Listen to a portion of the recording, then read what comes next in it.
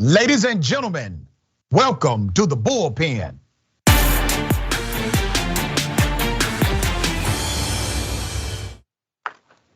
In the Bullpen today, we have Mr. Jeff Charles, host of A Fresh Perspective with Jeff Charles. That is a podcast. And we're going to chop it up about left-leaning policies, right-leaning policies, and how they impact primarily Black America. Mr. Charles, thank you. Welcome to the show. Yeah, thanks for having me on. It's a pleasure to be here. Absolutely, brother. If you would, I don't want to presume what you know or believe about left-leaning versus right-leaning policies in America. So give us your sentiment and I will opine. You know, when it comes to the Black community, it's kind of hard to say. Because you have policies at the federal level, right, presidential level, but the vast majority of cities that are predominantly populated by Black people are run by Democrats, so they tend to be under more progressive left-leaning policies. I think overall, a lot of those policies haven't done very much for the Black community. These cities have been under Democrat control for decades, and you don't see much of a change in the standard of living. When it comes to conservative policies or right-leaning policies, I think that there is more room for benefit. We saw how Black people did under former President Donald Trump. Regardless of what you believe about him, Black people did fare better. When it comes to education, school choice, in areas where it has been implemented, has had a very big and positive impact on the Black community. So I would say, at least in those two areas, when you're looking at right-leaning policies, when they're carried out the right way, they do have a net positive impact for the Black community. All right, it's good you feel that way, but that's untrue. And so I'm going to lay out some actual facts to you and let you deal with these facts, okay? So there was a survey, and the survey looked at left-leaning policies, compared them to right-leaning policies over a period of 30 years of respective leadership. What the survey found is that under Democratic policies, Black families' incomes grew an average of $895 annually, but only grew by $142 annually under Republican policies. Are we talking about the federal level or at the local? No, we're talking about, I'm talking about national numbers. So this is a national survey, and I'm gonna read the national numbers. Then I get into some granular data too. Okay. All right, but only grew $142 nationally under Republicans. The Black unemployment rate fell by a net of 7.9% across 26 years of Democratic leadership, but it actually went up 13.7% during 26 years of Republican presidencies. Across the years of Democratic leadership, Black poverty declined by a net of 23.6%, but it actually grew. Poverty in the Black community has grown 3% under Republican presidents. Now, you talked about the economic or the employment prowess of the policies associated with Donald Trump. So let me provide some clarity to that. Do you know what system Trump used in order to promote his unemployment numbers? When you say system, I'm not sure what you're referring to, so. All right, so the numbers that when you say, Black people did well as far as employment under Donald Trump. Well, Donald Trump used what's called a U3 rating system. I want you to look this up when you get a moment. The U3 rating system only rates technical employment per 30 days of the survey model, which means if you work 1 hour in that 30-day survey, Donald Trump would count that as employment. The real rating system is a U6 rating system that he did not use. The U6 rating system provides contextualization to the numbers such as contract work, seasonal work, etc. Under the U6 rating system, Black unemployment and underemployment was over 20%. But he utilized the U3 rating system so he could only talk about technical employment of Black folk. Here's the other number they don't talk about. The household median income of Black families dropped by $500 to $800 under Donald Trump. So you literally have more Black people with technical connection to employment making less money overall. The third number they don't tell you about is the equal work for equal pay as it relates to people of color. Under the Obama administration, Black people were starting to earn 70, 75, 80 cents on the dollar of what their white counterparts in a similar job or same job would earn. Under Donald Trump, that number then dropped back down to 67 cents on the dollar because he told his Department of Justice to not prosecute these discriminatory suits by way of the federal government to enforce workplace policy. They had a real cause and effect relationship to where now black people are getting paid less money. They have more technical employment, but they're not able to pay the bills. So, brother, what I just laid out to you, none of those are my feelings. All of those are facts. Well, when you're talking about U3 and U6, I will look that up and see what it is to which you were referring. All I know is that when I've read other reports on it, I've seen that black income did go up under Trump. Now, I'm sure that none of this was perfect. No policy is perfect, but the bottom line is wages did go up for the black community, and the unemployment rate did get a lot better. Now, it was already on a downward track before Trump took over. But after he took over, that downward trend as far as unemployment, it accelerated as wages rose. Now, maybe when I have time to actually look at the U3 and U6, maybe we can have another conversation about this. I can't speak to that because I haven't actually read it myself. Okay. But when it comes to the reports that I've seen, report after report, even from left-leaning news sources, I am seeing that things did get better economically for the black community.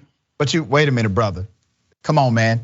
You can't say things got better economically for the black community when black people statistically earned less on the dollar than they did from under the Obama administration, and they had a lower household median income than they did before Trump got in, right? They had a lower household median income when Trump was president.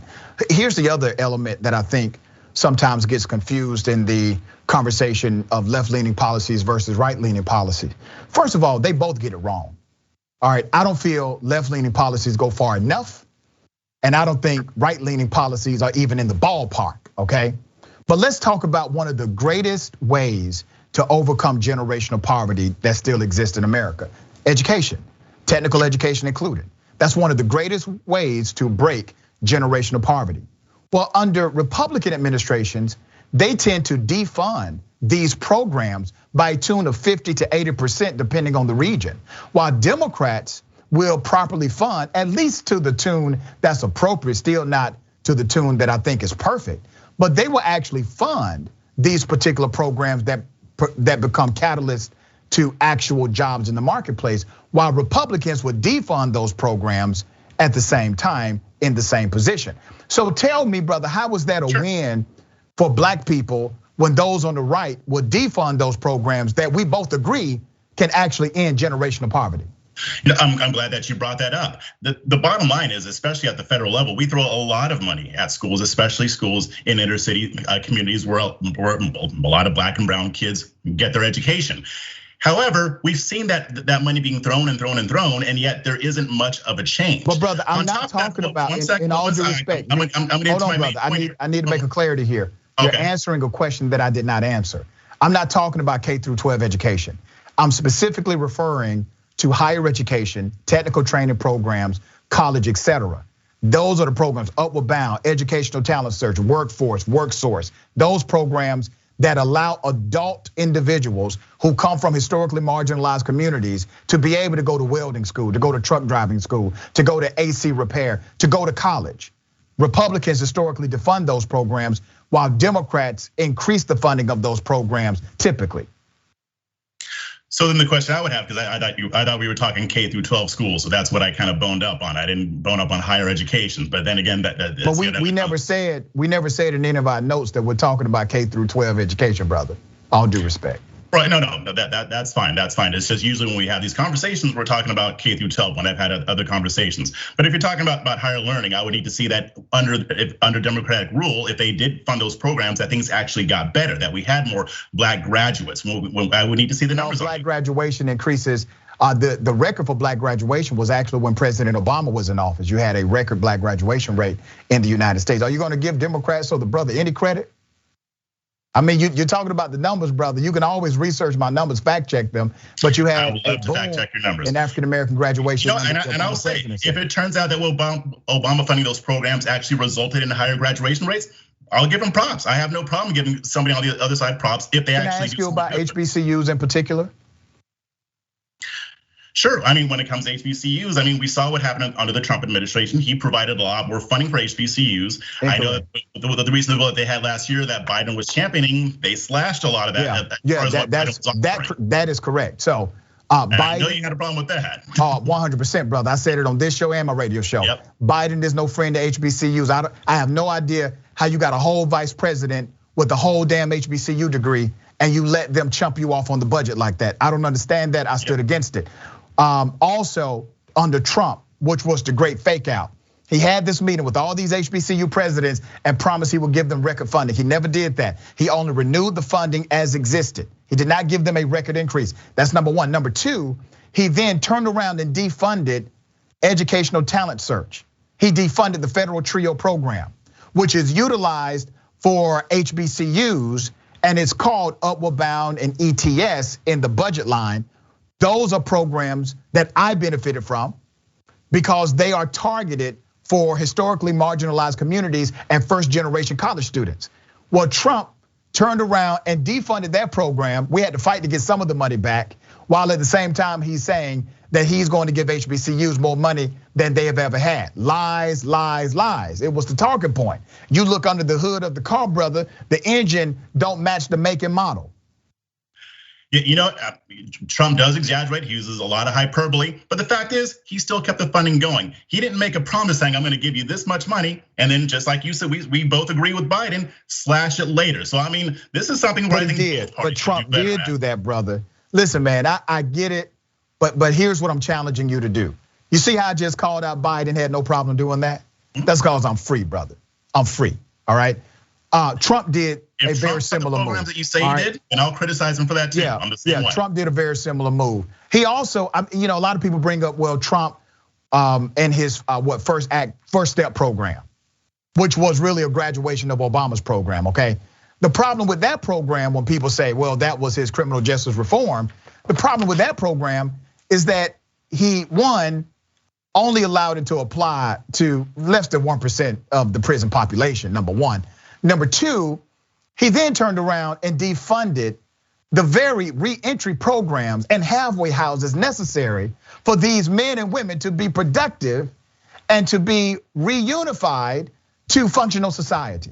So he takes that money away, he takes that funding away while screaming he's a reformist for prison reform. Come on, man, like you gotta see between the lines on this stuff. I would have loved to have seen more done with the First Step Act. Okay. I mean, I'm sure Democrats did. There were Republicans who did too. A lot of Democrats were on board with it, but I'm always gonna want more criminal justice reform. So I don't necessarily disagree with you there.